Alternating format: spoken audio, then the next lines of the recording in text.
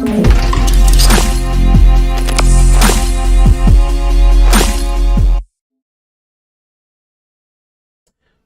up, everyone? It's 3-Bit. Welcome to another episode of the Pixelated Echoes. We took a lengthy break, but we're back. Excited to be back with you all. We're going to have a pretty good show, and it'll just be me and Fuzz going through these topics. We're going to, of course, always open up the show with what we're playing, but I just want to say, everybody who's jumped in, appreciate y'all for dropping on by. It's been a minute, but I've seen you guys always ask, like, where's the show? Like, where are you at, 3-Bit? Where you at, Fuzzy? Stuff like that. So listen, that's cool that you guys are always in our shows. You support us. I see Yobi in different chats, Decado just wondering. So yeah, always support to you guys for joining us every single episode. We are now on episode. What are we on? We're 13. Oh, wow. Wow. Yeah. 13. Hey, it's still a brand new show. 13 is good though. That's freaking awesome.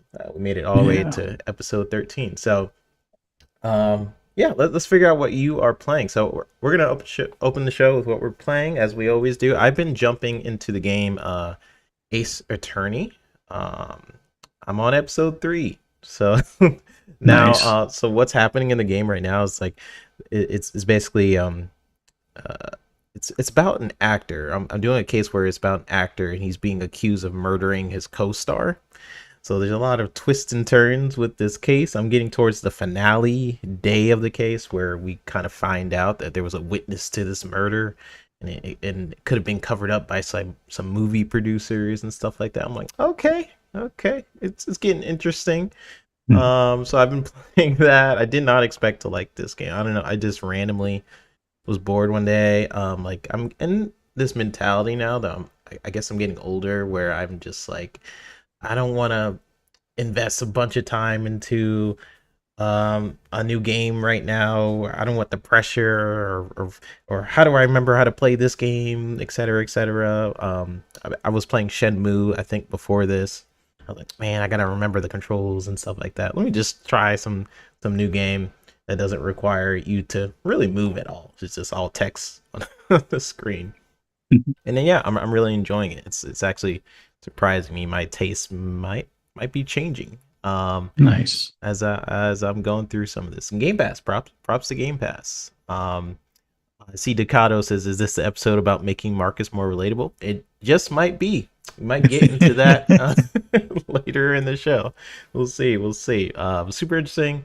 But I gotta hear from my amazing co-host, the Fuzzy Belvedere, the racing legend. How you doing today, bud? And what have you been playing?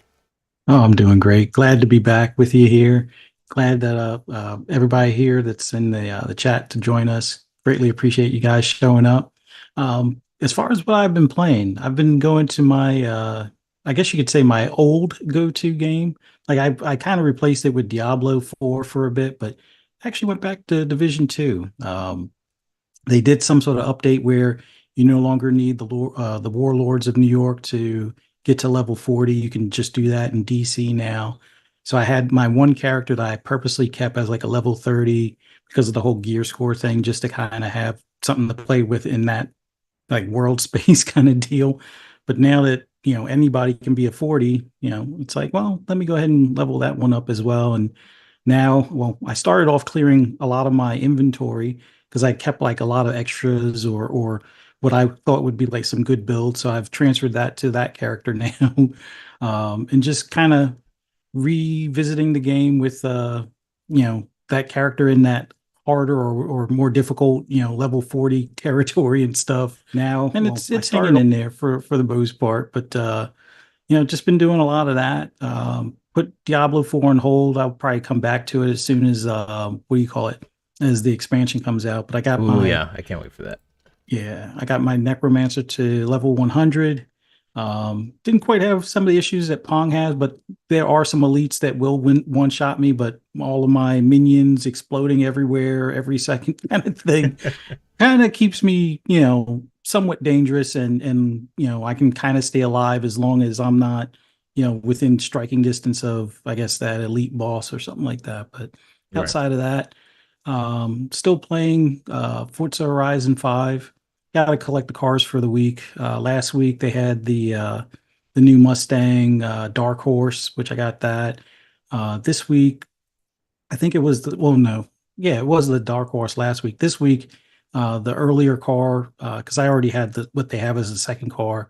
The earlier car is the Hyundai Ioniq 5, like the N edition or something like that, which it's like they're hyped up electric, kind of it's more of an SUV than like a sport hatch kind of deal, or like one of those car crossover type of deals. And it's pretty powerful as far as for, electric car that reasonably priced, but it's just, fun playing around with that, doing different tunes, trying to keep it below the 800, but still make it, where it probably punches closer to like an S9 or like an S1 or an S2 or something like that. But Mm.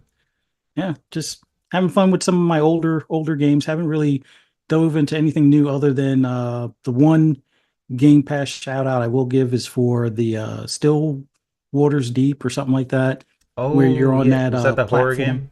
Yeah. Now I'm playing that one slower than I probably should, only because I'm using that as my daily 3 points for Game Pass and the 5 point achievement rewards points type of deal.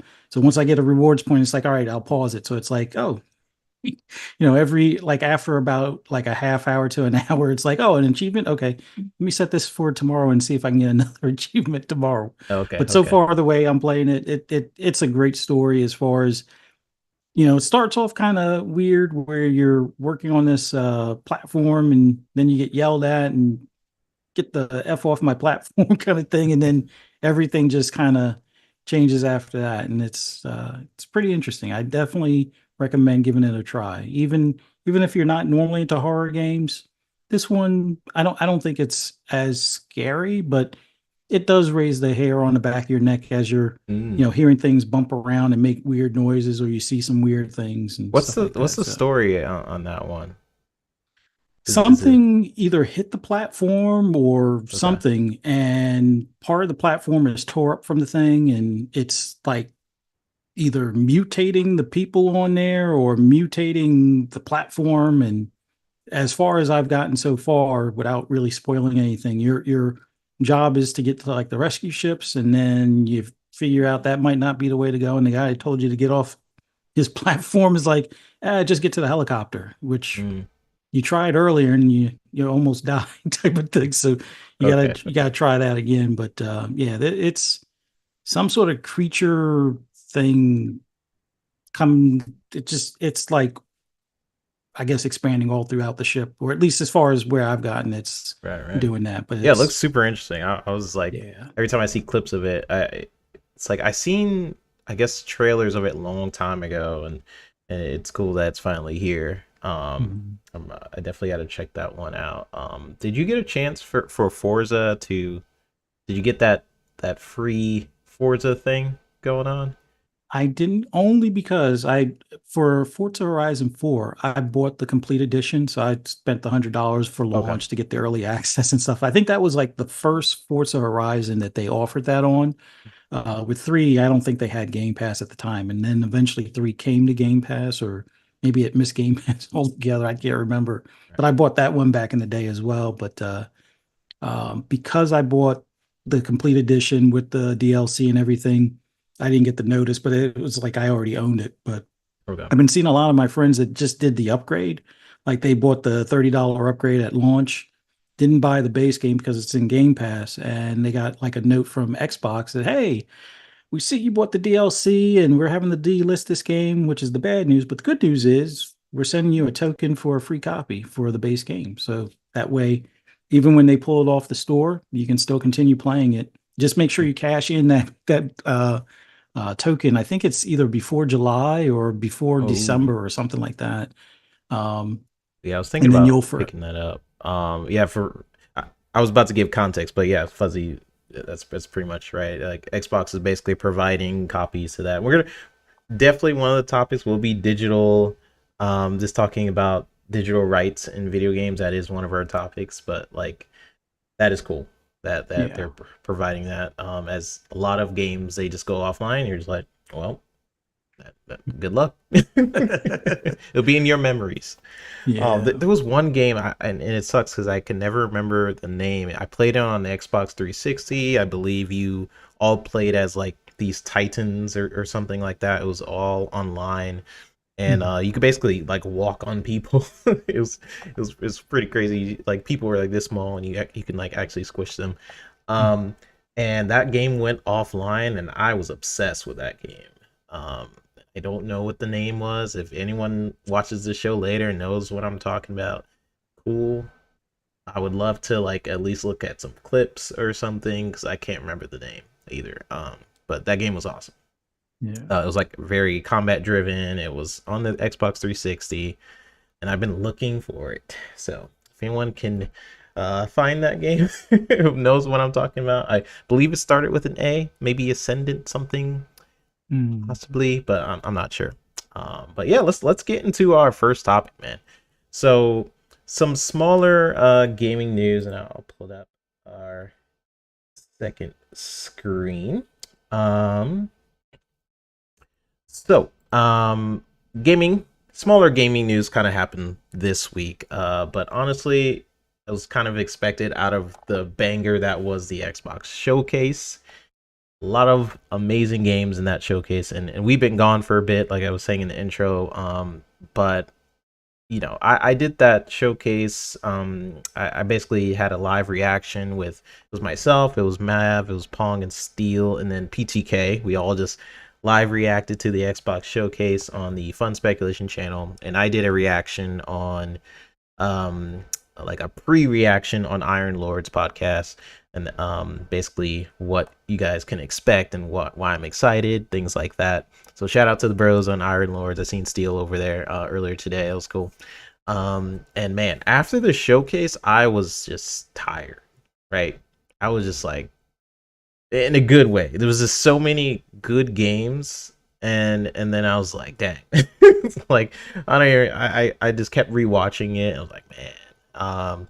So it was great. And right after the showcase, I got married. I moved. Had some unfortunate things happen in my life, and good things happen in my life.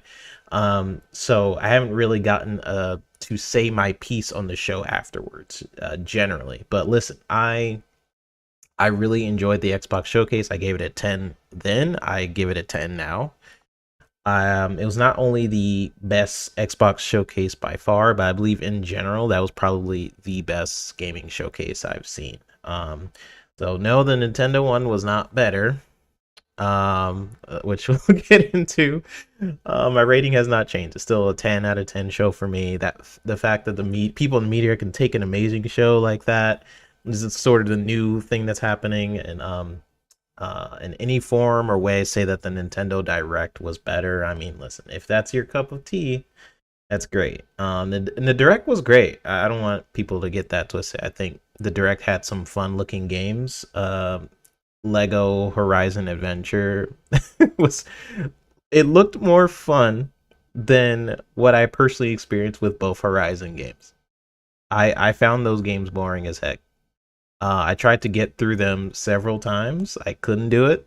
But what I see on the showcase, I was like, oh, I could see myself having like a good time, like a friend playing through that game specifically. I like how they're taking like in Horizon, she has a lot of weapons and stuff like that. So the way they use that for the Lego version was actually really cool. But that showcase was nowhere near the quality that was the Xbox showcase, but still like awesome games at both showcases. Like this is a time to kind of celebrate games in general. And it's like wow, the time the time that we're kind of living in. Something I took away from Metroid was there, Metroid Prime at the Nintendo showcase. It looked straight out of Halo 5. That was crazy. Like, am I the only person that that thinks that like Metroid Prime looked exactly like Halo 5's art style? Like that was Yeah. yeah, that was crazy. But yeah, I want to give credit to that Nintendo focuses on their strengths. Mhm. They have fun games, they know what people like, and they really stick to it. But their games are not modern. Let's not get it twisted. To me, like their games are not modern. They get claps a lot of the time for mediocrity, barely online, functioning online, all that stuff. So it's not always for me. Whenever I see Nintendo Direct, it's like it's not always for me, but I can see like certain games that I'm like, oh, okay, I could probably see myself like jumping into that or that. Um, but hey, listen, I really enjoyed the Xbox showcase. They had titles like State of Decay, some Starfield DLC, which I'm actually really excited for. They opened the show with the new Doom, which was insane. I was not expecting that. Showed more Indiana Jones gameplay. I'll put up some footage you guys can see.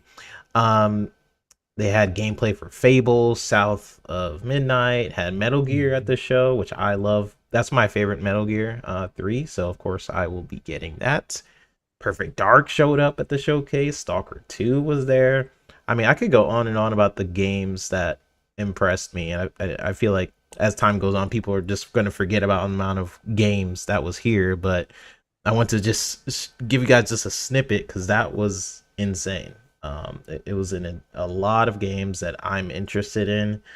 And the presentation itself, it needs to be commended. It never skipped a beat. It was almost like slow the heck down when I was watching it. I was like, "Oh, give me a break, goodness gracious." So Fuzzy, you seen the showcase. I'm sure you were on other shows about it. What are some of your thoughts on the Xbox showcase and also the Nintendo one, if you want to talk about that as well?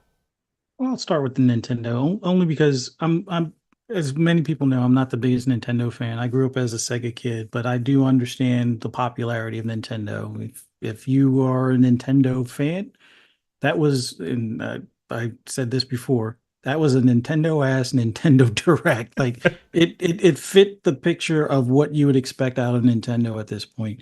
And the fact that they now have a Zelda game where you play as Zelda, kudos to them on that as well. But yeah, I do believe Metroid had that Halo type look to it, which Yeah. it I mean, it's hey, cool. it I'm not complaining, yeah. but I was just like, whoa, this looks exactly like Halo 5. That's crazy.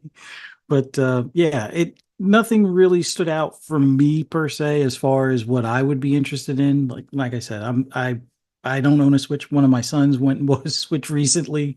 Even after I offered them a Switch like 2 years ago or like shortly after it came out, they were like, I don't want one.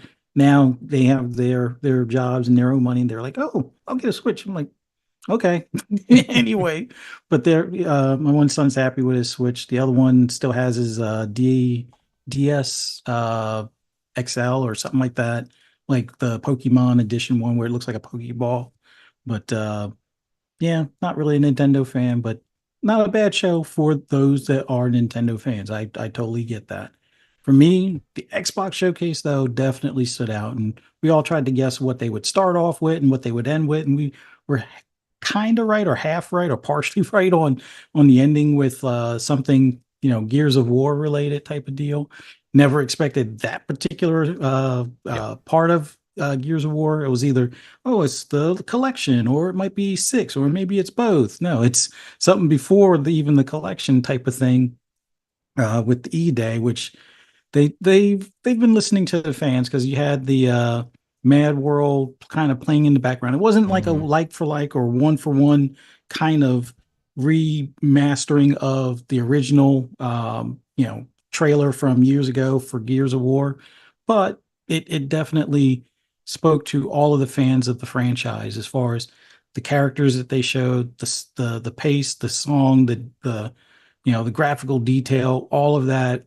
Basically, Coalition definitely showed up and showed out for that particular trailer. But that was one heck of a way to end the show. But we never would have thought, like, even with this recent acquisition, nobody was talking about, oh, yeah, they'll start the show off with Call of Duty. Because everybody figured since they're ending the show or having the direct at the end, they probably won't bother with Call of Duty. Or maybe they'll be like the last trailer and then it'll lead you into the direct. No, they started it off. And sure enough, they had a Prodigy song playing, and that That set the was, tone. yeah, that was So it's cool. like it showed up great. Like everybody's really excited for what they have in store for us for Black Ops 6.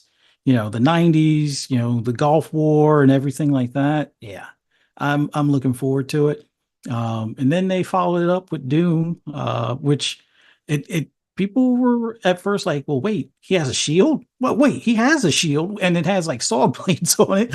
Throw it like a boomerang and slice enemies in half, and you still got the shotgun, and you had that skull crusher gun as well. So yeah, that those two they got out of the way quick, and it was like those were like some of the best games to open up the showcase with. But that wasn't it. Like then they showed, I think it was State of Decay 3 was like the next one, which were Mhm. like, will they have it there? Will they not have it there? And it was like kind of like believed that a lot of people were like, they'll probably have it there because we haven't heard anything about it in a while. And Yeah, it's been a yeah, while. it showed up very similar to like what they showed for CGI as far as when you see the in-game stuff. And I know some people are like, well, is that in-game? Or I didn't see any gameplay. It's like, no, the shooting stuff where it's like third person, yeah, you could tell that was actual like what you can expect for gameplay. Sure, it didn't have a HUD or anything like that, but yeah, I'm really excited for that. And some of the behind the scenes news as far as them working with Obsidian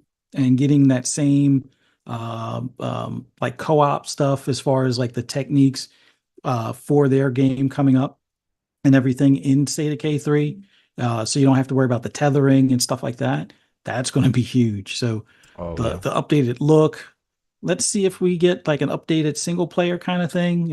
And shout out to the Undead Labs team for having like a fan request for one of their player base members lost his father, probably like a couple of years ago, and amazingly with some of the traits that his son made mention of.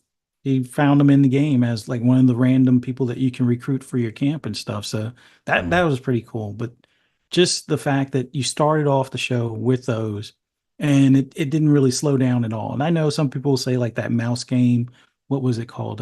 Winter Borrow or something like Oh that. yeah, yeah. I'm looking forward to it because it kind of reminds me of Don't Starve, which is a game that me and my wife play. Well, the Don't Starve together, we play together, but she mainly plays Don't Starve the original, Mm. where it's like a crafting game, but it's like top down, but you're building a base or you're building armament so you don't go crazy in the dark and cooking food or hunting animals and stuff like that. So having that game that some people will say was a low point. I don't think there was a low point for me at this showcase. Like even the DLC stuff, like you made mention earlier, Shattered Yep. Space. I'm definitely looking forward to it. And on top of that, they released like the official mod tools and stuff like that, which the mod stuff that people are working on now, like there's going to be a Tamriel planet. Basically, you can find Elder Scrolls in space kind of deal. Yeah. Like there will be an Elder Scrolls planet, basically.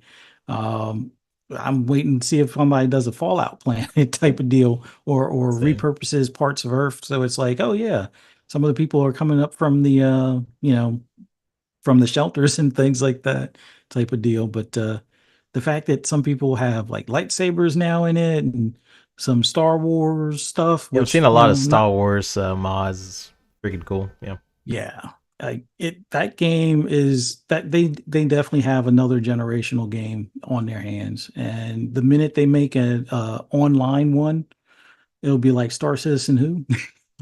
So looking forward to that. But like there was just so much cool stuff that they showed at the showcase. Like Expedition 33 is another one. South of Oh yeah. Midnight. Like I love that art style. And I knew it was gonna be like a boss battle stuff, but I was like, is it gonna be like Psychonauts 2 boss battle stuff, or is it gonna be, like um I don't even know, more like well, not like Cuphead or anything like that, but like seeing that it's more like a cross between like Kena Bridge of Spirits and like a Souls like as far as the appearance on some of the bosses and stuff. I actually like that type of setup. So and they didn't really show like the big boss battle. They just showed one of the bosses kind of chasing you around and the traversal and stuff. Like just everything about that game. I can't wait to get my hands on it. So South of Midnight Yep. was like the standout along with State of Decay 3 for me and Expedition 33. Those are the big ones. But I'm also looking forward to Stalker 2. Like that one, Yep.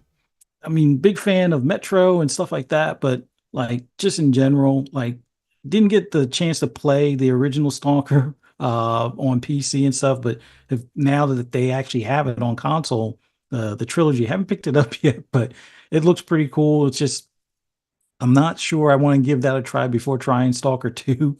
I'm pretty much dead set on trying Stalker 2, so I don't know if I want to get like kind of caught up by playing Stalker and then go to Stalker 2 type of deal just yet. But yeah, that showcase end to end, nothing but hits of stuff that something if you're not currently an Xbox owner, there was definitely something that should have appealed to you in that showcase. There was like something for everyone in that showcase. And for me, there wasn't a low point at all. I gave it Yeah. 10 stars out of 10. So yeah. It's the first And time the a media month too. later, it's still that, or almost a month later, it's like it's still at that level for me. Heck yeah. The media was praising it. Mhm. Even Ryan McCaffrey was saying like afterwards, like that was the best show. Okay, Mhm. So yeah, I mean, it was an amazing show. And I have right now I have the Expedition 33 up. Dude, it was just like so many highlights for me personally, but yeah, just what a great show. Let's read some of the comments. Bold Alpha Wolf says now's the time, way more games now. Decado says if they pull off that energy at Gamescom and TGS, it's gonna be insane. Yeah. Yeah. I do wonder what they're gonna show at the the game show or Mhm. the game awards. Actually, I wonder what they're gonna do at the end of the year. Um, it's gonna be interesting because last well, they announced Series X there, then they Mhm. showed Hellblade there, and then was it the last year where they didn't have anything there really? What did they do? I just remember it was award after No, I think it award, and was then 2022 is when they didn't really show anything other than like a Game Pass commercial or okay, something like that. yeah, Um, 23, they definitely showed something. I think they showed, I want to say they showed Hellblade again, where it oh was okay, like they were playing the music and then it went straight into oh yeah, it was the like game. yeah, okay, I remember.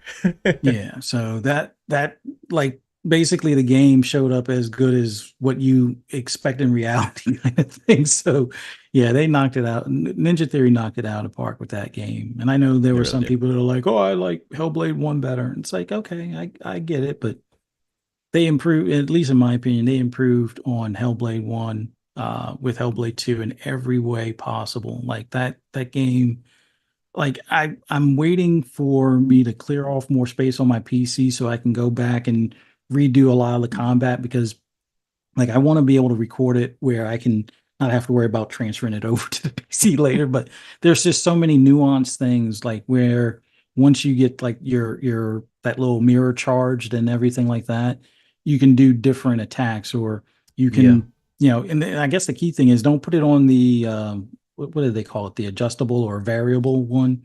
the dynamic. Try, yeah, the Yeah, yeah, dynamic because the dynamic you you have to be trying to fail to die kind of thing at that point. So it doesn't really push you to the limits. But when you put it on the other types, I've seen it sometimes where like I know I could have gotten out of it, but I guess I didn't like parry fast enough where they like stab me in the side 3 times and it's like, all right, I hmm, got for or it's like they whack you upside the head and then it knocks you down and then they do like the kill blow type of deal. yeah, But yeah, yeah, there's more animations in that thing than I think people that didn't try anything but the dynamic didn't get to see. So if you did dynamic, you didn't see all of the combat moves. You didn't get the chance to probably do all of the combat moves. So yeah, it's got a lot more to it. And I wouldn't be surprised if they do a mode where it's just pure combat. Like I wouldn't mind having it where it's like a constant nonstop, like how far can you survive kind of yeah. thing. I would love Because that. they purposely made it so it feels like every battle you have, it could be your last one kind of thing. And that feeling definitely heightened my excitement for that game during that time frame. So yeah. Yeah, the Battle of the Bastards, I believe they said that was their inspiration. Where, if you guys haven't watched Game of Thrones, it's essentially a scene where a character, Jon Snow, he just has war going on all around him, and he's just Mhm. barely surviving. There would be like a guard that comes up to him. He will like slice him. There's another guy will like tackle him, and he's just about to die, like just on the brink of death, like several times. And that was apparently their inspiration for Hellblade 2, and you really feel it. So Yeah. I haven't felt that in any other game, to that degree. So props to that team, and I beat it. Um, and I got my butt kicked. I was playing on hard, I Mhm. believe, and I had to switch it back to dynamic because I was like, "Whew, I'm getting wrecked." So it can get pretty difficult, but I Mhm. think I want to go back and just play it all on hard and just like, you know what, I could do this. I could do this. Because at first it felt too easy, which is why I changed Mhm. it. I'm like, man. I could kill everybody, and then I switched it, and I'm like, ooh, actually, ooh, it's not feeling good. Got to go back. Yeah. But Especially the wow. ones in the dark place, like Oh yeah. because they seem to change up their attacks on the fly, like based on how you move, they move differently. It seems like almost every time. It doesn't seem like they follow a pattern at all. Yeah, what the heck? They were messing me up.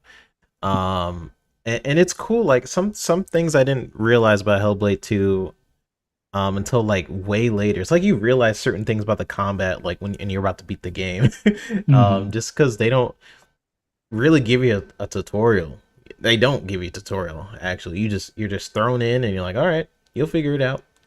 But there's certain things within the combat where if you're like leaning, that changes your move set completely. Like if you're Hmm. leaning to the right, that changes how she swings. If you're just about like on the ground, maybe she will uppercut her sword swing and things like that. So like it's all about like balance and weight, which I didn't Hmm. even really realize till I was like towards the end of the game, and I was like, ooh, that's actually really cool. Like depending on how you're leaning will determine your sword swing. I was just Yeah. like, dang, I've never even seen a game do that before. Mhm. So I could talk about Hellblade all day. What a game. Um, what a game. And Decado says, Yeah. boo that final boss. Bold Alpha Wolf said, I died a lot to that final boss. Yep. Yeah. Yeah. Yeah. He definitely kicked. It didn't matter what difficulty that was on. He kicked my butt. Um, Yeah. definitely. All right. So, let's get to the topic of this show. Um, because this is interesting, right? So we have Xbox plus Amazon. I'm gonna put up the video you guys could see. So Xbox and Amazon. This comes directly from their official announcement on Amazon's website. Um, they decided to partner with each other. So Xbox is now on the or either about to be or it is going to be on the Fire Stick. So here's a quote. For gamers looking for a convenient, affordable way to play their favorite Xbox titles, a new collaboration between Xbox and Amazon has you covered. In July, Xbox Game Pass Ultimate members, so July, can access and play hundreds of cloud enabled games directly through the Xbox app on select Fire TV devices. No console required, which Xbox had a post of. They're like, no console required, and people was getting all pissy about, which we'll talk about. Um, followed up by this integration brings the vast Xbox Game Pass Ultimate game library to your TV with just a compatible Fire TV stick and Bluetooth enabled controller, making gaming more available from epic RPGs like Starfield and Fallout 4 to high octane racers like Forza Horizon 5. You can experience console quality gaming through cloud gaming. Here's a section I thought was interesting, just skipping a little bit because it talks about the pricing, things like that. I believe it's like 50 something dollars. I'll double check on that just to make sure. Um, an expanded universe for Fallout fans. The Xbox app arrives on Fire TV devices just in time for Fallout fans to fully immerse themselves in the celebrated post-apocalyptic franchise, in addition to being able to play fan favorites like Fallout 4 and Fallout 76 through the cloud on select Fire TV devices. They can now dive into the widely acclaimed Fallout TV series that premiered on Prime Video in April. So, end quote. This announcement really encompasses what Xbox is envisioning the future to be. If we remember in the Insomniac documents on Sony's side, Sony actually considered putting PSN on the Amazon Fire Stick. That was something that was leaked. So they considered it. Xbox just beat them to the punch. So Xbox is usually the test subject for Sony in a lot of cases. It was the first to have an achievement system. Now they have the trophy system. It was the first to kind of test the always online sort of barrier. It was the first out of big three to really support PC releases simultaneously with the console for their first party to that degree. And now this. So this brought upon very interesting conversations as Amazon is Microsoft's biggest cloud competitor, and they are now working with them. So that in itself is a conversation. So we'll definitely get into that. We talked about on our shows what this partnership could mean. Fallout is Prime's biggest TV show, I would say, this year. And Prime has all these cool features on the app. Like you can look at actors, and if you like press pause as you're watching a show, you can see who's in the scene, where what other shows they're on, things like that. But maybe in the future, this is something we talked about in the shows. Maybe in the future, what it looks like is like maybe future video game shows. It can take you straight to the game via Game Pass. You're watching a show and you're just like, oh, this quote is referencing an event that happens in Fallout 76. Do you want to see the cutscene that this is, stuff like that. Like the bridge between video games and shows can start to be mended Yeah. with a deal like this. So a lot of thoughts, man. I have a lot of thoughts on this, but I want to get straight into you. Like, what do you think about this deal? Some of the comments I just made there. But what do you think about Amazon partnering with Xbox? It's an awesome partnership. Like I think probably one of the biggest things we had talked about before was when Xbox was, hinting at, like, was it Project Keystone, the thing that was on Phil's shelf that was going to be like a streaming stick. And then we wondered why they hadn't released it. And I guess some of the rumors were that they couldn't get it down to a certain price point, and be, I guess, satisfied with it. Cause I guess it had a little bit more tech than what, a Fire Stick would have in it. And they were not satisfied, I guess, with what they would price it at versus what they would get in return. So partnering with, something that's already in a lot of people's homes. Um, and then for those that are the enthusiasts that want to take something on the road but don't want to take the whole console, this might be a I would say a better alternative than trying to pack up your Series S or even doing like the additional screen for the Series S, which that X screen thing is pretty cool as well. Yeah. But no, this right here is, I would say, a nice entry point for having it for additional TV in the house, or instead of buying a whole new console. You may already have one of the Fire Sticks that was made at least by last year or 2023. They'll be compatible with this. So that way you don't have to worry about, considering buying another console or figuring out how that would all go around as far as getting another Fire Stick or something like that. Just the app will be, available to your Fire Stick. Yep. But it makes it so that point of entry now is so much lower. Like before, I mean, yes, $200 to $300, depending on if you catch a Series S on sale. For some people, it can be a bit of a steep entry point. But if they already have a Fire Stick that's new enough, or compare $40, I think it's as low as 40 for some of the Fire Sticks, but like they Like go up to Fire like Stick, and there's like 120. Fire Stick HD or something like that. Yeah. Like, yeah. I think those are like 110, or maybe that's with the controller, with the Luna controller. But it makes it easier for, possibly starting off with this, especially if you have pretty decent internet and you want to give this a try, but you don't want to spend the 200 to 300 to see if it's worthwhile. Try Fire Stick, try Fortnite that way, see how it goes.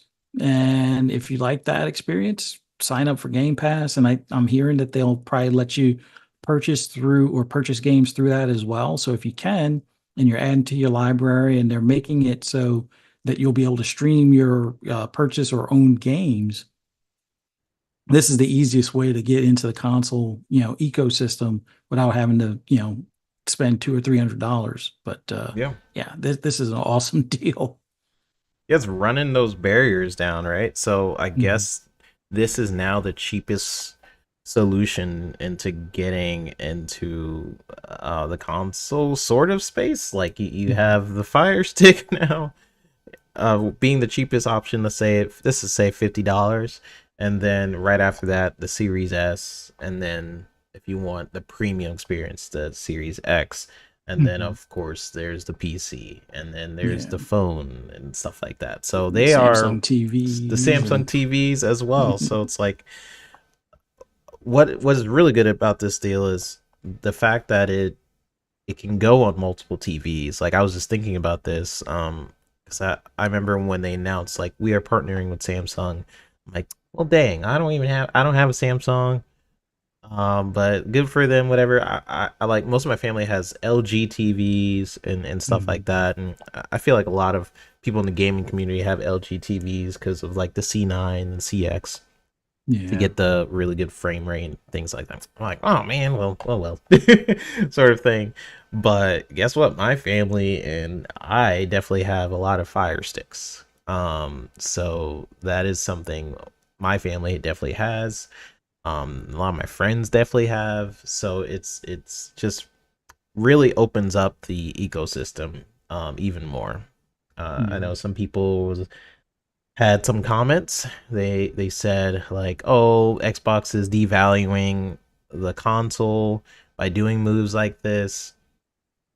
And look, I said this probably episode 2, with me and you literally talking Mhm. about the future of Xbox and stuff like that. My point of view is exactly the same. It's they use the console as the base and kind of just grow from there. It's important to have the console as a base sort of experience, and then you kind of go from there. And it's like the cloud, you know, is amazing. It's great, but you playing games natively will always be the better experience for now.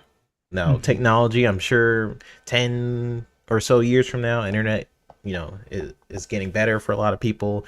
Maybe they can start to reduce that latency, but till then, Mhm. that experience of having the console and then sort of expanding outside of that is what I believe Xbox will continue to do. It just makes sense, especially if you want people to come into the Game Pass ecosystem. It just makes sense. Yeah. And yeah, I mean, I really think this is a cool thing. So I have no gripes with it. I just Same. think it's another option. Um, Well, I think the big thing for me, just looking at where Xbox is, and you could like, especially if you have a lot of gamers in the household, but instead of having to have like, let's say 5 or 6 consoles, if you already have a Quest 3, which chances are, or Quest 2 even, because I think it's also meant to be compatible. Not this particular thing, but you can get the Game Pass app on a Quest device. I think it's available on the Quest 2, Quest Pro, and Quest 3. mm, So if you already have one of those in the house, you already have a 23 and newer Fire Stick in the house. You already have 2 extra consoles that you didn't even know were consoles at that point, or at least access to additional gaming stores. Because I think the Fire Stick had its access to, or at least on some of their devices, access to their Lunar store. yep, And then with Quest, you already have the access to the Quest store, but this gives you more options for if you are an Xbox gamer as well, or one to try out some things. Like you're not going to find Hellblade on the Quest as a native thing in the Quest store. So if you've been wanting to try Hellblade, you can try it on your Quest or you can try it on your Fire Stick and not have to get that console. But it makes it so you could almost have the entire family playing on different devices, but yet still play together in the same game. Um, with having like a no, well, they really need to do a Game Pass family Yeah, uh, they really need. Yeah. subscription kind of thing. But if everybody has, a Game Pass subscription at that point, you all can be in the same game and not one of you be on the same type of device type of deal. And Yeah. I think that's awesome. Somebody's on the Samsung TV, somebody's on the Quest, somebody's on their phone, another person on a PC, somebody like if they actually have an Xbox console, somebody's on that console, and it's like that's I would say the best way to get the family together into gaming without having to spend like, $200 or $300 like 5 or 6 times or however many people are in the household kind of thing. So it just Yeah. makes it that much easier. So that's cool. Yeah, and Amazon is out there promoting this deal. There, it's not just Xbox, one-sided thing. I think a lot of Mhm. people in the communities in the gaming sphere who are kind of biased, they just see this as like Xbox it's one-sided, like, oh look, we're partnering with Amazon, we're giving away everything. This is something that if you're looking at the screen right now, you see this is officially on Amazon's page, and then a lot of the marketing people from Amazon keep tweeting this out, like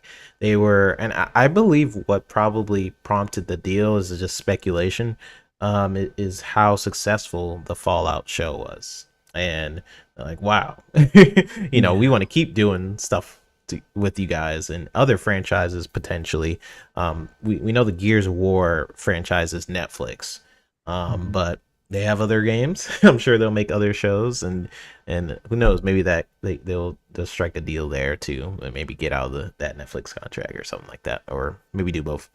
Um, Yeah. but yeah, I mean, it brings up interesting conversation in the point that Xbox has been partnering with a lot of different people. Sega is one of them. That, and I remember people was like, it's not going to lead to anything. Xbox partnering with Sega, it's fine. And then you start seeing all the Persona games on Game Pass, and then Mhm. they're having a closer relationship than ever before. I remember I was thinking Persona's never come to Xbox. I remember that being a thought in my brain, and Mhm. now it's like, okay, when's the next Persona coming to Xbox at Yeah. this point?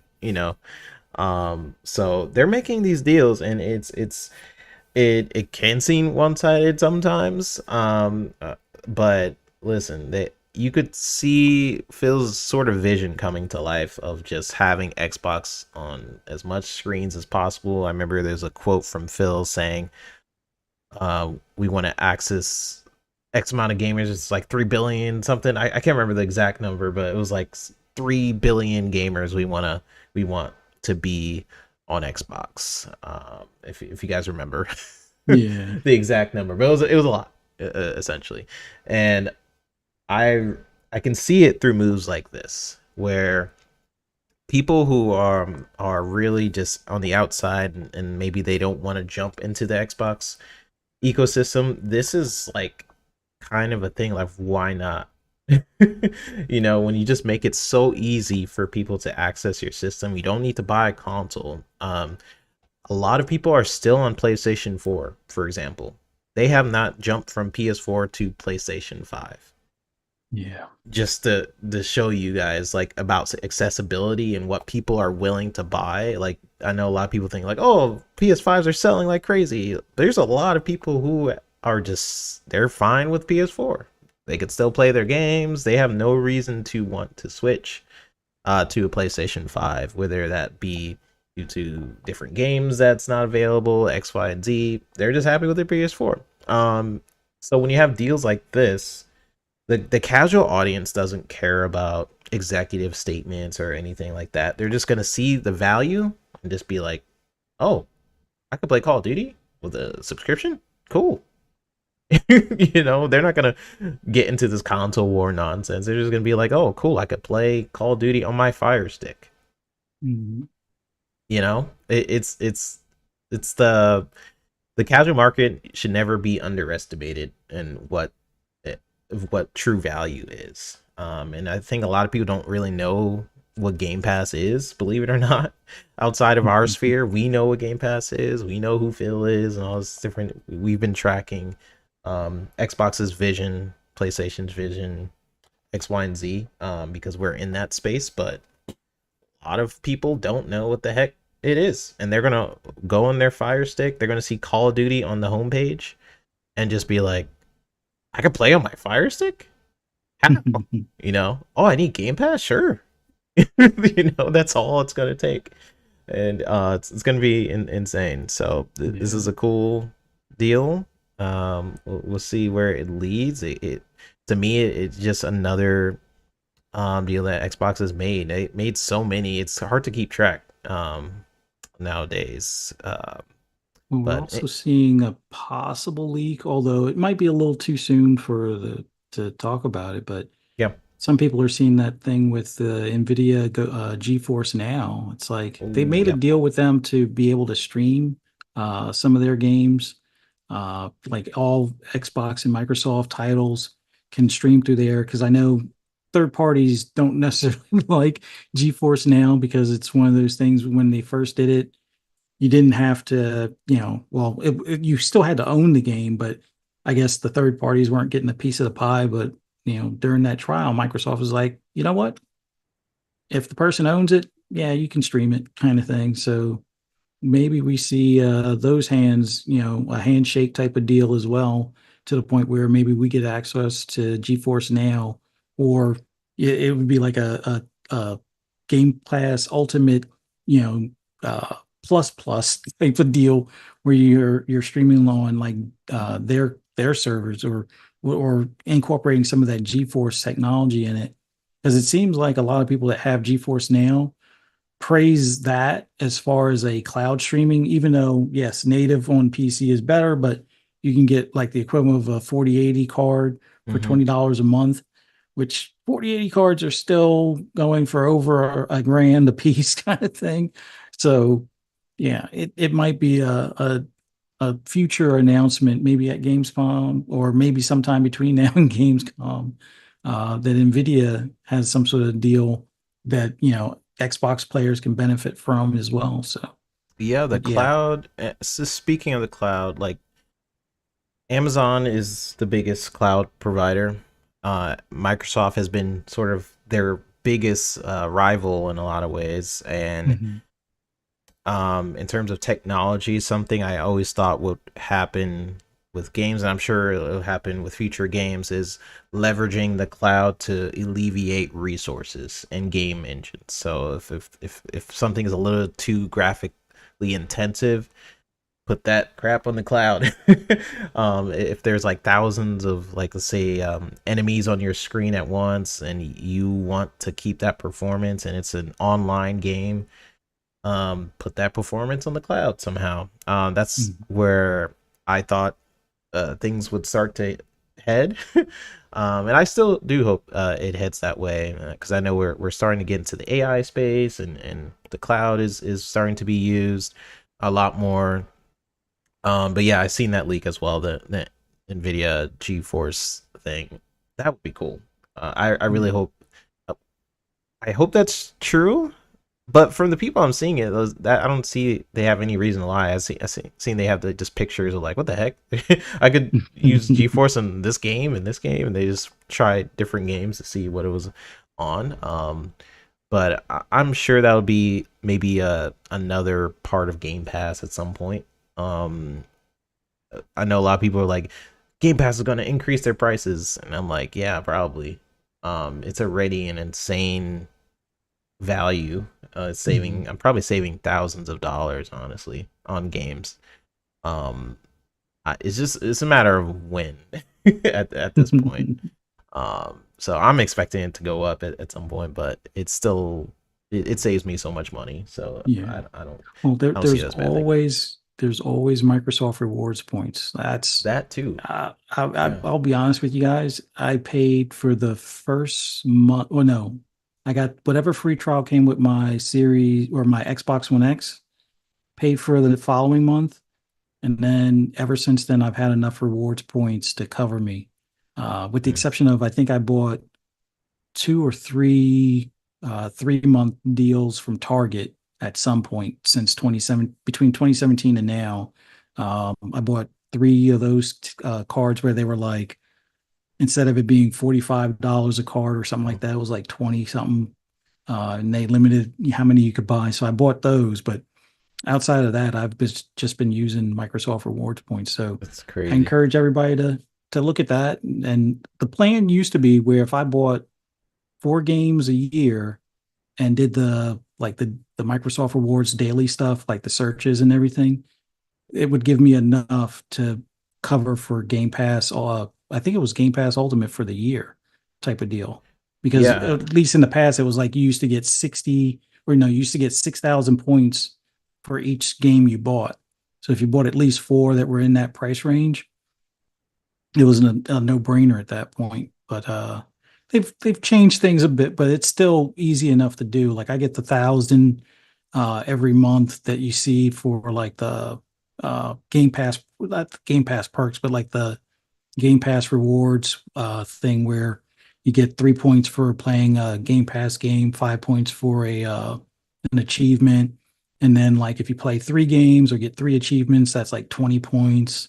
And play a console or play on console for 15 minutes, you get 10 points a day, 250 points a week, plus like a bonus 25. So yeah, there's if you're about playing games on Xbox or even your PC, do a couple of searches here and there. Yeah, you'll have enough points to cover Game Pass for the year. Yeah. And I want to point out, well, two things. One of my friends, they fully just pay for Game Pass just through rewards, which is so cool. Uh, that's cool that they do that. And then the people in the chat, you guys are saying Asobo. You guys mentioned Flight Sim using the cloud. That is a game Yeah, I did forget about. They completely use the cloud. I'm not sure that game is possible without the cloud. Um, petabytes of data. yeah, petabytes of data. So yeah, you guys are right. That is one example that is using the cloud. Um, but I could totally see other games start to use the cloud for things that are way too big. Honestly, at this rate, Call of Duty needs to start using the cloud because these spaces are getting the big gigabytes that every Call of Duty entry gets is insane. Was like 300 gigabytes now. They need to start using something. They need some Yeah. help. So yeah, let's get into our third topic, which is digital rights. And it'll kind of lead into like Helldivers too a little bit because being on the Fire Stick, it does get into the conversation of digital rights for games as we're headed into this era of potentially not needing a console 10 plus years from now, and all games being accessible via the cloud. I'm sure if Sony and Xbox could, maybe more so Microsoft, while I say that the console is still a vital part of their business, it definitely um is kind of the rock to make Game Pass work.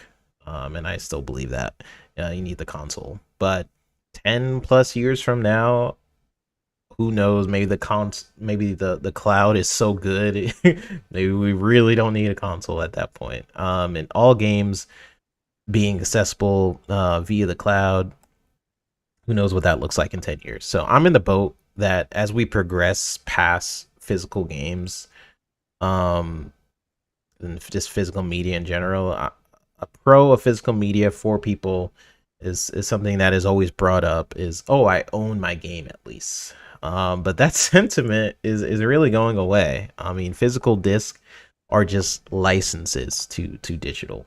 So consoles, if you really think about a lot of different medias, there's not a lot of DVD players anymore. PCs don't even come with disc, so consoles are kind of the last ones that still kind of require a disc. Like you don't see disc when you buy a PC. There's no disc drive unless you really go out of your way to include one. So yeah, everything is streamed. They're bought digitally. But I did want to talk about this because as Xbox starts partnering with people like Amazon to have a Fire Stick, that is just bringing up the sentiment that they are still investing in the cloud, which I wasn't sure how much they would start to invest in the cloud after the FTC case. So something Sarah Bond brought up was like, yeah, it's only like really 1% of our business or something like that, or some people really just use the cloud as a way to just test out games, which is what I honestly use it for right now. I if I really want to see what a game kind of feels like, I'll just play it through the cloud really quick, and I'm like, okay, this is pretty cool. Then I'll install it.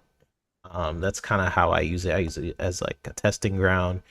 But I'm sure if I had other cases like the Fire Stick and stuff, I would probably just I use the cloud as my lazy um as my lazy way of trying out games, because I'm lazy enough to I don't want to put a disc in the console anymore.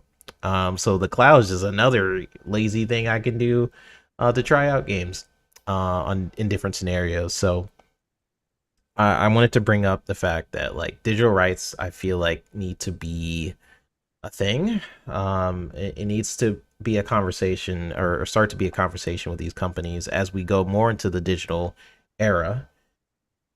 We need to start to consider the games that are that go offline and we never get to play again. It was kind of in the intro we were talking about that. What needs to happen there? Like, how do we make it so if we are going past physical media, how do we maintain digital rights for games? If a game is offline, we like it should be ours, right? But in a lot of terms of service of games, it's like, no, you're just buying the license to play the game when we want.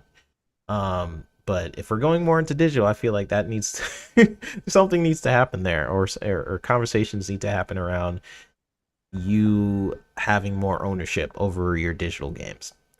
So bringing you into the mix, Fuzzy. I know we've kind of talked about this on other shows and things like that. What do you think about like digital rights for games, and now that we're getting stuff like the cloud on Fire Stick? What do you think about that? Ooh, it's definitely a topic I like tackling, but I I don't know if it's in the cards for at least a couple of years before it becomes something that, regulators or Congress or whomever really take notice. Like I think it's going to take the consumer pressuring their representatives. I don't know how far that goes, but if you use your vote as a way to hold them hostage to force the issue, that might convince them enough to at least propose something. But it's going to take our government getting involved to some extent. Now, I hope, and if you look at the way things are now for consumer protections, nations like Australia, even the UK for that matter, are a little bit ahead of us in the sense of how they go about putting things in place for the protection of the consumer. So if they push for digital rights, then maybe we get lucky with getting well, not really sloppy seconds, but it would be something because of the work that they do that it kind of defaults to being the case across the world. But yeah, it's definitely going to take our regulators getting involved before we get something to allow us to say we actually own this, digital product. If I want to sell it, or if I want to pass it on to family, or if I, just want Oh, uh-oh. to, play it when they decide not to sell it any longer. Certain rules or regulations that these companies would have to follow. Like I know Yobi had asked something about that, where once a game goes offline, can the studio go ahead and put peer-to-peer stuff so that way you can still have an online component? Sometimes, at least from what I've seen, sometimes the actual community, at least if it's a PC game, now just PC games for right now, the community can kind of make something happen as far as a mod or an update that you can do that it's at your own risk at that point. But there have been some games where the community has come together and made it so you could do almost like a peer-to-peer. Yep. There have also been other studios that have done it. And I think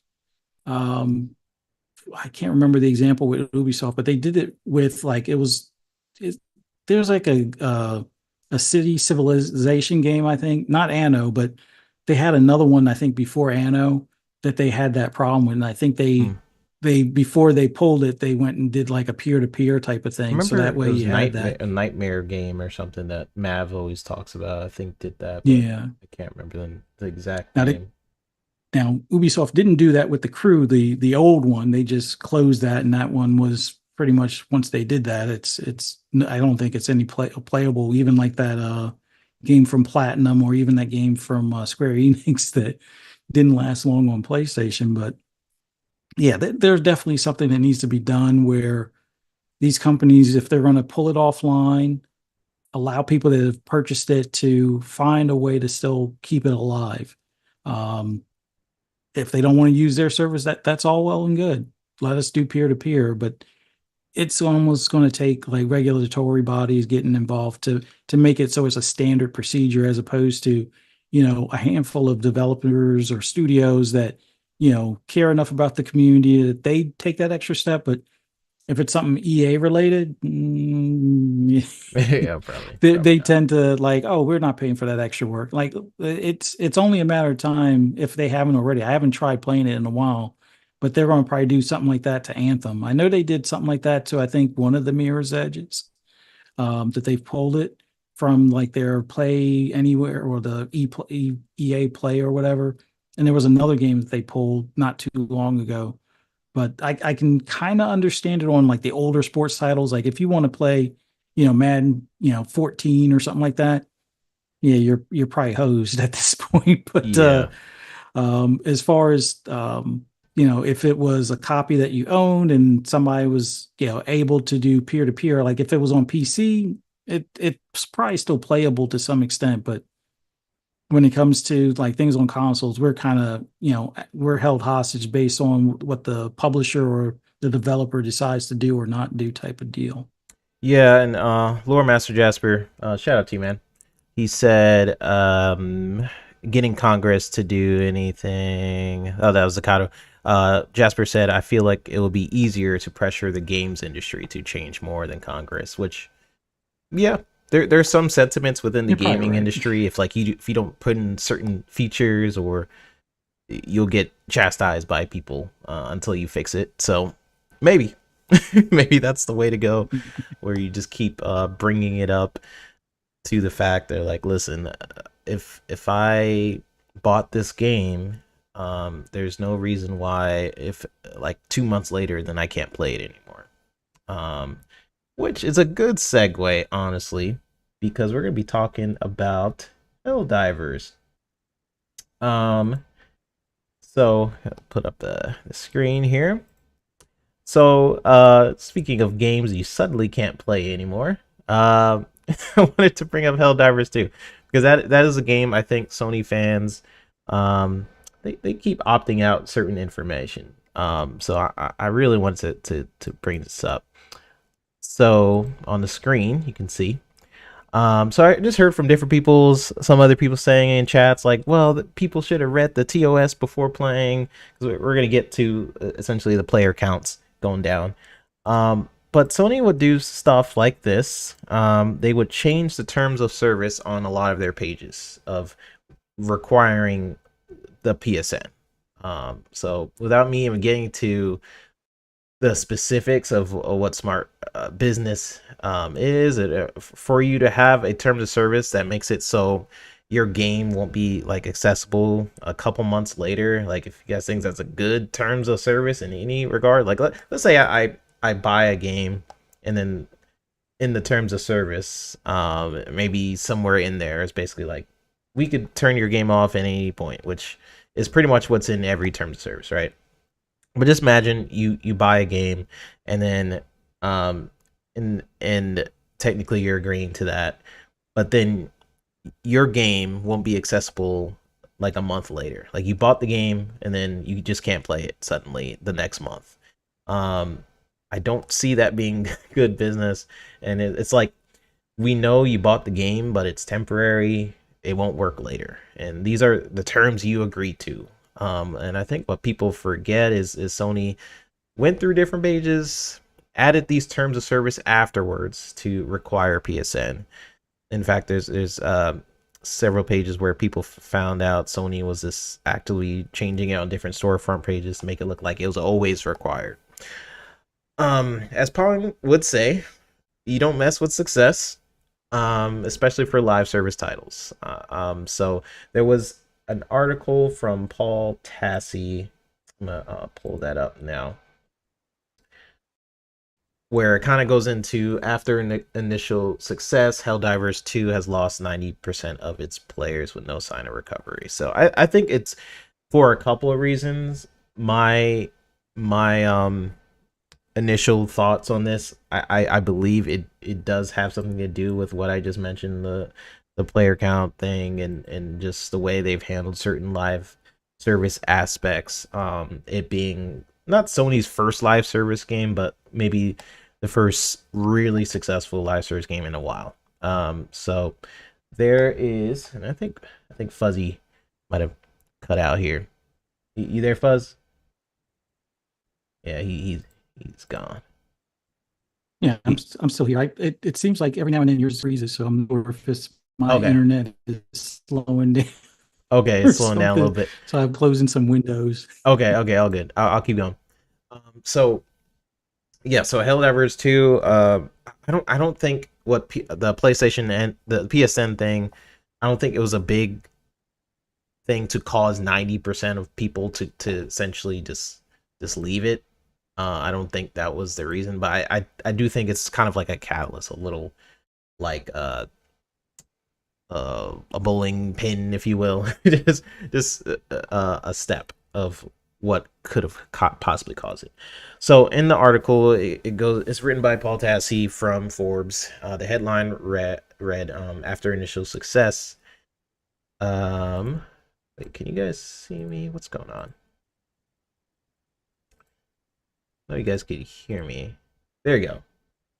Sorry, it was like freezing and doing some weird stuff. Um, he says, and I quote, Yeah, I think it's "There, my internet is the thing that you're. yours, okay." I'll keep going. Let me know when it's oh, it's good.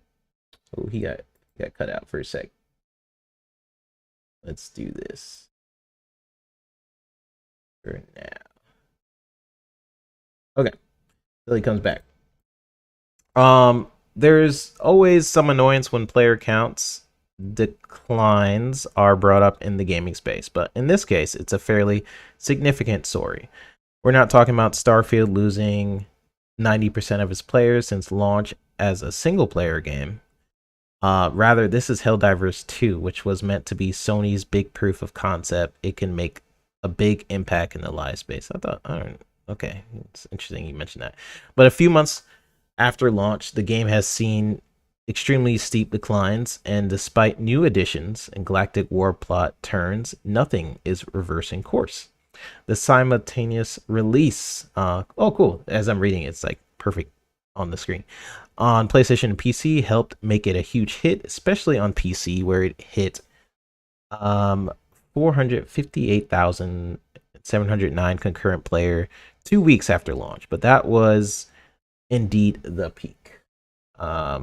And it goes into, it has declined 90% in 4 months, down to 44,000 peak concurrent players. As such, it is routinely outside the top 10 lists and is 58 in top sellers on the service. The most viewed Twitch stream of the game at this moment has 56 viewers. This is important because it's a live game. This is the type of game that Sony wanted to make an impact, become an ongoing success, not just an initial one. Yeah. So let me try something while he's gone so you guys can see my camera. At least you guys can see mine. Let's do this. Let's do this. Here you go. Here's my camera. Let me adjust it a little bit. You guys could actually see my face. How's everybody doing in chat? Poison says not the sole reason or only no. Yeah. Not the sole reason. Let me lock this. I'm gonna do this. Doing this live. Boop. There I go. Uh-huh. So Fuzzy's internet cut out, but we're gonna keep this show rolling. Get some of my screen in there. And then when he comes back, I'll figure out. Ooh.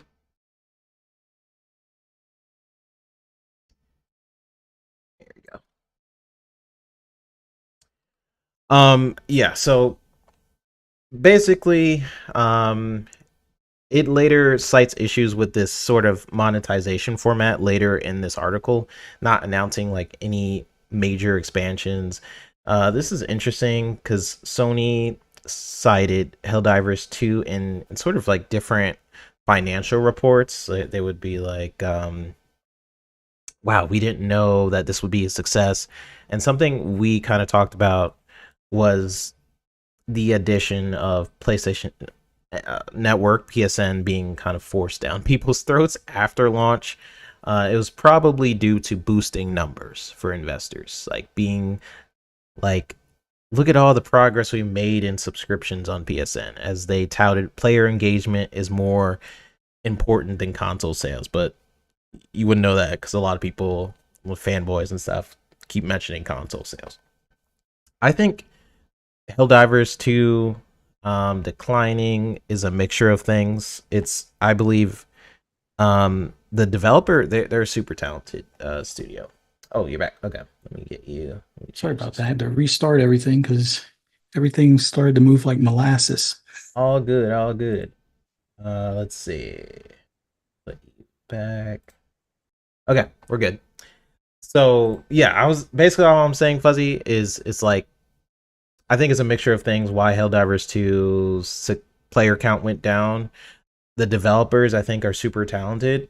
So I don't think it's their talent or anything like that. It could be a mixture of them butting heads with Sony several times. I mean, I've never seen a studio outwardly just come out and be like, this was not us, this was not our decision, because they didn't agree, with what Sony was doing and how they were managing the game initially.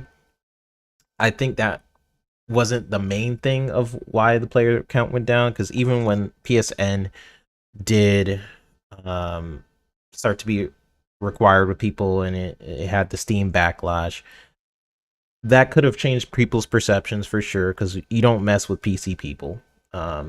If you do something to the PC audience, they will be mad, and they will remember it, and they are petty. They will refund your game. I know console people, they're not familiar with that, but PC people, they will refund your game, and they'll be like, and screw your mama too.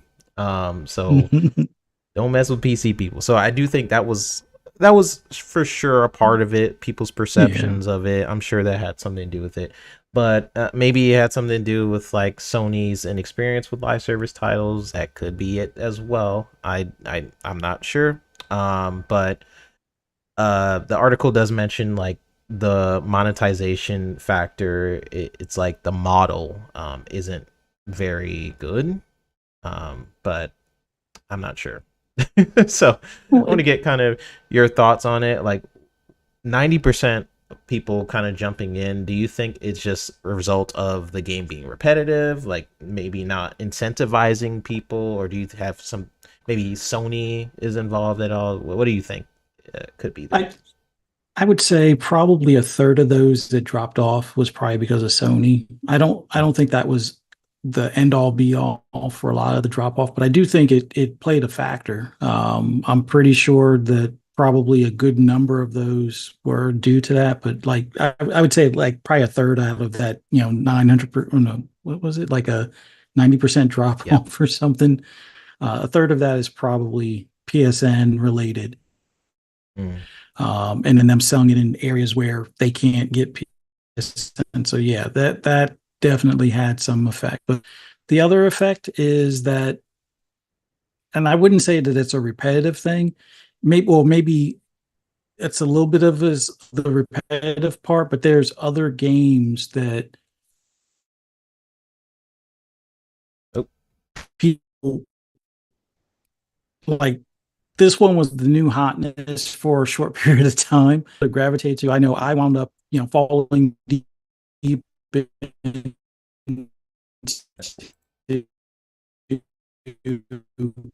uh, Dragon they're trying to take you down, Fuzzy. Dogma Don't.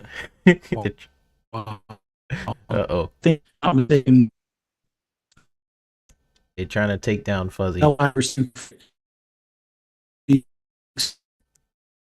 Fuzz, try to reset your box or something. Because Sony doesn't want to hear the truth from you. So I don't know. Sorry for the technical difficulties. Yeah, let me see. I'm trying to take my boy Fuzzy down. Okay. They don't. See. Nope. Oh, he's down. Yeah, something going on with his net. It's all good. Let's read some of the chat. We'll see what you guys are up to. Ducato said, "Wonder if Sarah is now whispering in their ear." Whose ear? Are we talking about Sony or Arrowhead? Yeah, because Sony doesn't own Arrowhead, right? They're just a part of the. Yeah, they're just independent, I guess. But Sony owns Helldivers, the IP, as far as I remember. We got Omitone saying botting or just me, pony hater. Yeah, Fuzzy's having some internet issues, but he'll be back. Fuzzy's being sabotaged. Yep. Sousa said Sony trying to silence Fuzzy. See, that's what I'm saying. They don't like us speaking the truth. But no, here's my closing thing on Helldivers. I just think it could be a mixture of Sony's decisions earlier on. We've seen like their sort of lack of care in terms of like, well, we just want to add PSN on the game months after launch, and I feel like that did mess with some stuff for sure. But it's probably a mixture of just their inexperience with how to deal with a live service game, which is why they tried to get Bungie and things like that. But it could be just the gameplay loop. Maybe it's not incentivizing enough for people to want to come back. Maybe it's the type of game it is. It is kind of like a horde type game. So maybe the people who've experienced it, like, well, I've experienced the game. Maybe I'm done, and maybe this doesn't have that drive to come back. Maybe it's a mixture of those both. I don't know. It's something I gotta, I guess, ponder upon. The article does mention that. It does mention that it could be the monetization loop and things like that.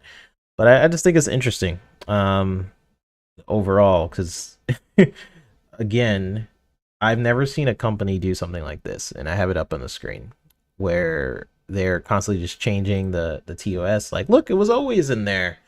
The terms of service is what we hear from different Sony fans, right? Like, oh, the terms of service was always requiring PSN.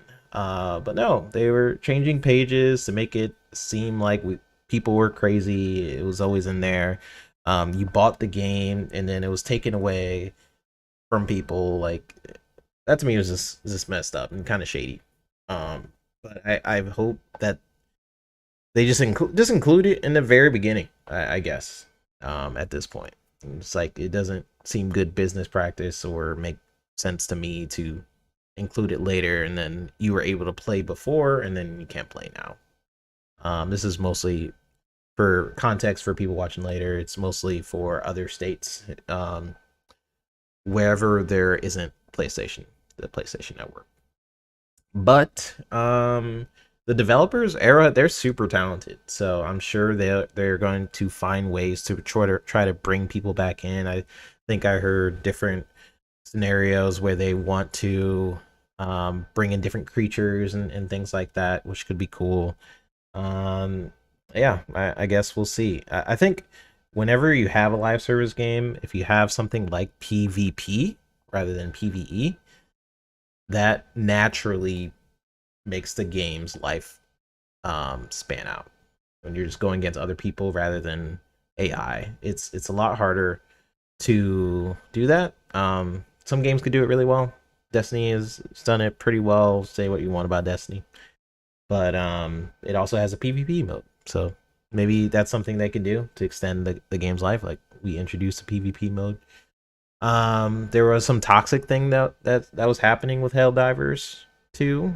Some people could just jump in and if you didn't have certain items or something, people would just kill you and not make you progress, things like that. But it could be a mixture of things. I hope that people come back and maybe the developers find a way to bring people back. But it's not good news for Sony. They kept touting this game as like a success in their internally. Why I believe they pushed so hard to put PSN in the game was it was doing so well that they wanted to be like, look, a lot of people are subscribed to PSN. I feel like it was just an investor move. It had nothing to do with what was right for the game, or what was good, bad for the game. It was mostly to go to investors and be like, hey, we have a lot of PSN subscribers and they're playing Helldivers 2, our most successful game, you know? So we'll see. Let's read some of the chat. Updates were good, besides the nerfing. Okay. Omi Tony says, anyone else in here get in the Frag Punk beta? I liked it a lot, even if I suck on PC. Can't wait for Game Pass launch on Xbox. I've been hearing a lot about Frag Punk, so I have to go back and check that out. I've been seeing clips and stuff. Looks really fun. Definitely got to check that out. Poison Maniac, my boy, says, I heard nerfing complaints, but that's always the thing. I don't know how bad stuff in the game was hit for people and their fun factor. I remember the game just blew up. I seen it on TikTok and things like that. Like people just like it's kind of like just a funny game. The sort of like the was it Stormship Trooper vibe, where it's just like America, you're fighting for democracy sort of thing. Like people just like that, and that was funny, and a lot of cool clips that people were able to do earlier in the game, and maybe just people just experience what they could. But 90% is a lot. It's a lot for a live service game. Bold Apple Wolf says 3-bit new content was already on a drip feed for Helldivers 2. I think it's cooked. It's cooked. It has no chance to come back. This is cooked. Decado says PvE nerfing without a PvP mode is not a great move. Some tuning, sure, but cuts will always lose people. Yeah, yes, it's interesting. Definitely interesting. I did want to talk about one more topic, and the fuzzy. They got him, boys. They got him. So his internet went out, which is it's fine. I did want to kind of go over one more topic. Let me see if I can pull it up.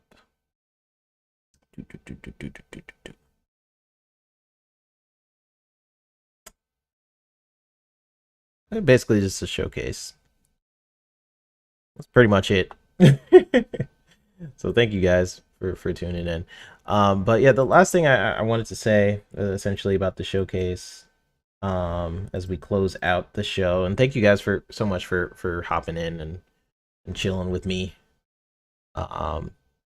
Appreciate y'all. Listen, so South of Midnight was my game of the show. One of my games of the show. This is kind of difficult to pick just one. But lastly, what I wanted to say about the game Xbox Game Showcase, because I didn't get to talk about this. I don't know if you guys have been following the channel. Right after the games showcase, I had to hop out, and I got married and did all this different stuff. But in the showcase, it made me think about what they're going to show at the Game Awards, what they're going to show at Tokyo Game Show, all the shows afterwards. So, a couple games are coming out this year. Indiana Jones is one of them. So I'm guessing, I know some of you guys earlier on was mentioning like different games that could be there. Hey Fuzz. Sorry So about that. we're ending the Helldivers conversation. We're just talking about what could be in the future. This is the last topic. So Sony, they did not want you to talk about Helldivers. They were just like word. But no, we're just talking about the future, what could be at different showcases, and then we'll pretty much close out. But I think Okay. Indiana Jones will possibly be at the Tokyo Game Show and things like that. Decado mentioned E-Day, waiting to see how 3-Bit makes Marcus listen. I explained this, Decado. I explained we're as the Xbox president, and everyone here should vote for me as Xbox president. I will get rid of Game Pass. I will make Marcus Phoenix very relatable. That's what we need, right? He's too buff. He be chainsawing people. We need to get rid of the chainsaws. Too violent. Right? It's too violent for the franchise. We need to tone that down a little bit. Um, Goatee. No one has goatee anymore. We'll get rid of that. We'll make him a teenager, make him more relatable, and we are going to put him in high school. Yeah, like people like that, right? They put them in high school. Mm. Maybe he has like a, I don't know, like a teen lover that he really likes and he has a crush on her or something. We need to add some spice, some romance. There's no romance in Gears of War. That's what is missing. And as Xbox president, I will do that for you guys. All right. Just saying. That's what we need. That's what we need. So we're going to turn Gears of War into Saints Row. That's actually they're copying my ideas. So yeah, we're gonna copy Saints Row and do all that stuff. We'll make it good. So just vote for me. Oh yeah, I forgot about Halo. You guys are not mentioning, you're mentioning Marcus, right? When I'm gonna make Marcus more relatable, sure, but you guys not talking about what I'm gonna do for Halo as well. I'm gonna take off his helmet constantly. We don't need it. Okay, we don't need where we're going. He does not need a helmet. We'll call him Master Cheeks. It'll be a good game. So vote for me. I'll replace Phil. And we'll make it we'll make it happen. Yes. Anyways, sorry, Fuzzy. What do you think is gonna be at the future showcases? What do you think Xbox got to show? All right. I'm hoping Gamescom we get to see in a Series 3 Elite. Like mine is the rubber grips are starting to peel. So it's time for a new one. I don't want to get a third Series 2. I want a Series 3. Hopefully it'll be a little bit more durable. I really wish they would use automotive grade soft touch plastics. Like car interiors since 2011 have gotten better and better. So there's soft touch things there that don't break or peel, even when they're in the hot sun for year after year after year. So maybe something like that would be a better way to go instead of Xbox uses like glue and a pinch clip kind of thing for the grips this go around. The first one, they just used glue. The Series 2, they use glue that's kind of glue in one spot and then it's clipped under like a plastic groove or something like that. And it doesn't seem to hold over time. But aside from that, game wise, I'm hoping we get to see Contraband at Gamescom. Hoping. I have a feeling we'll see Replaced or get a release date for Replaced. It was playable at the showcase, or at FanFest, so should be around the corner. Yeah, I Kind of the really want same to play thing that with game. yeah, kind of the same thing with Towerborn. Kind of expecting that, as well. Maybe we get to see more detail on what is the thing of mana from Secrets Square. of Mana. Yeah, Yeah. I think that we get to see more of because it should be coming out around Gamescom time, I think. So we hope to see that. And I think they have a surprise for us, like something that they, was on the cutting floor for the showcase that they didn't include at the showcase that, you know, it's a complete surprise kind of thing. Like I think they uh, show us that, but Contraband, replace release date, Secrets of Mana, and maybe Towerborn. I think those are the highlights, and then they'll probably go into more detail on one, the Age of Empires or the Aura or something like that. I think Tokyo Game Show. I think OD is ready.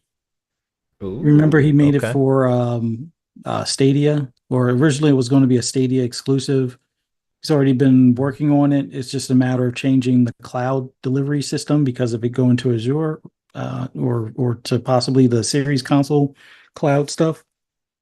So I would say that shouldn't be too far off, or at least the first episode, or however he's going to break the game up. Like maybe it'll be like his story and Peel, or yeah, Peel, yeah, Yep. Jordan Yeah. Peele's Oh yeah, what do you like call it? maybe different directors or something per episode or something like that, or chapter, Yeah, however he's gonna do it. Yeah. yeah. So I think maybe those two are ready, and then we'll see further ones like a year or so later, or maybe well, I figure probably a year apart. He'll probably release them in like a series or something like that. I think that makes a debut at the Tokyo Game Show, and then it comes to Game Pass shortly after, or maybe early next year at worst. But I think we get to see gameplay at least at Tokyo Game Show. Hmm. I think we get to see some more fruits of the labor with Square.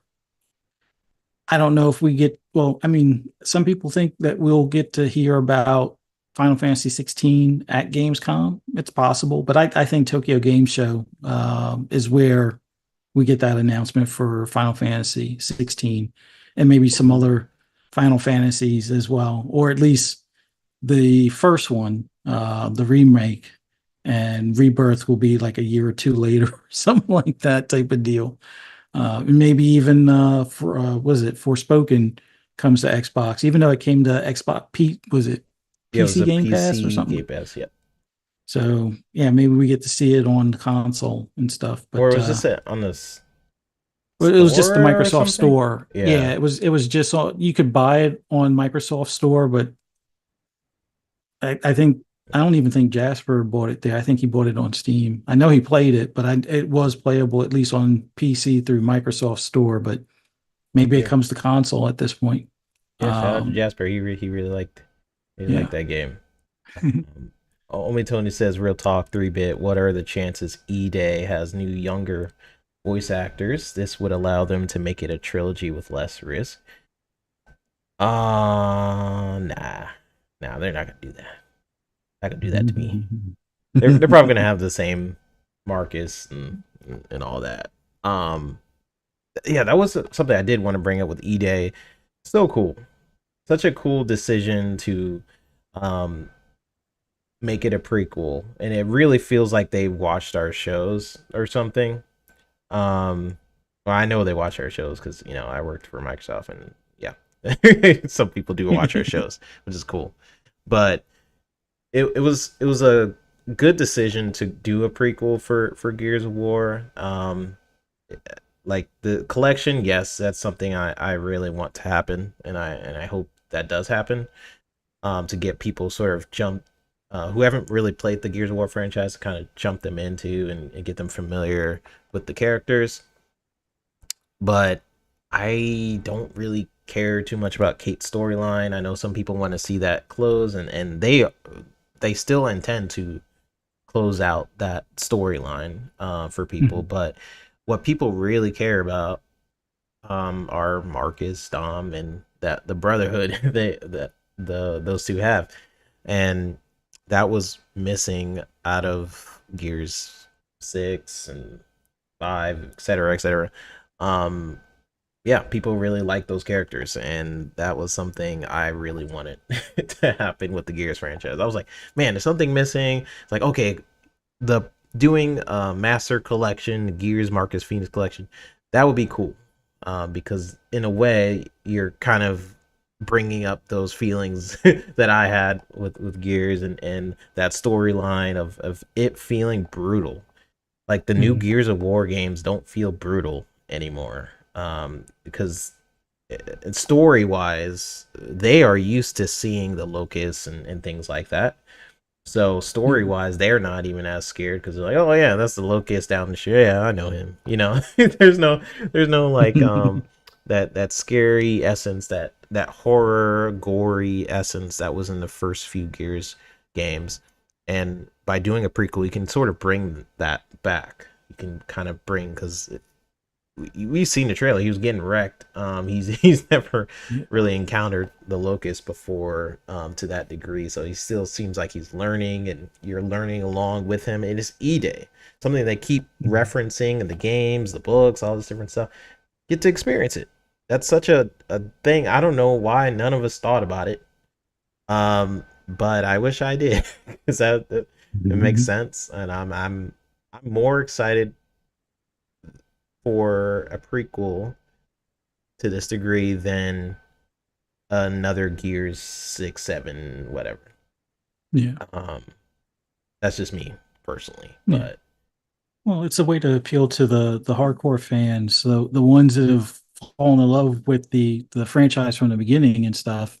It brings them back into the fold because some of them don't really care for the characters in 4 and 5. So this is a way to bring them back, but also it's a way to open up to like a new fan base that didn't necessarily catch Gears, in the early days. Like I was playing on PlayStation back when Gears was, coming to Xbox and stuff. So this is a new way to kind of start onboarding a new fan base or growing that fan base. So yeah, this is the best way to expand and grow the franchise. So yeah, it's ultimate fan service and a way to, you know, hopefully cross the, well, not necessarily cross lines, but cross over into a wider audience for that, franchise, especially if they're doing a anime and like a, I guess, a live action series as well. So yeah, yeah. yeah, it's gonna be cool. Microsoft is starting to expand out their games into TV shows. Sony's doing that as well. Nintendo's doing it with Mario Bros, and I think they're making a Zelda movie as well.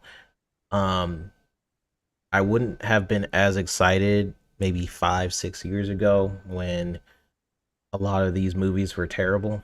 These video game movies, they're starting to figure out how to adapt them. And honestly, it's hard, but it's not that hard. Here's the formula. This is for the people who are developers or something watching. Follow the game. That's it. Follow the game. There's a roadmap for you guys. Don't be like, I'ma do my own vision of the game. I don't even need to read the game's storyline. Like, how many times have we heard that and it ends up being just trash? Follow the game's story. They worked on it longer than you're gonna make your show or movie, most likely, right? Make that game for 4 or 5 years, polishing the heck out of it. People love it, for a reason, not to make it like every other story. So that's just my advice to those people out there. All right, Fuzz, we're done, man. We are done. Um, Yeah. we are out of here. Damn you, um, PlayStation, trying to silence me on the fall or the yeah, what was downfall of that? Helldivers 2. We're gonna put that as a topic for next Sunday too. That way, that way you get another shot. They're not gonna stop us. Uh, tell tell people where they can find you, man. How you doing? Well, first of all, just want to say I'm so glad that we're back. Glad that you could be here with us today and everybody in the chat and everything. This is just so much fun to do. Even when Sony, does like a DDS attack or whatever the heck they did, or whatever they try to do. Yeah, Like, take him we're not down. folding. I know it's too much. No, but this was awesome. But as always, if you want to hear my rambles and rants on anything gaming related, just follow me on the app formerly known as Twitter at fuzzy_Belvedere. You can also find me on a ton of other shows on Double Barrel Gaming's channel, also on Fun Speculations channel. Monday, it's 12 noon for Xbox lunch break special, and then 10 p.m. Eastern Standard Time for FSP. Look forward to being on those shows on Monday. I'm pretty sure we'll have some more stuff to talk about Yep. because I don't think they're going to stop with just Amazon. No. There's Roku and a few other ones that they probably got their eye on. I'm just waiting for Apple TV to have something.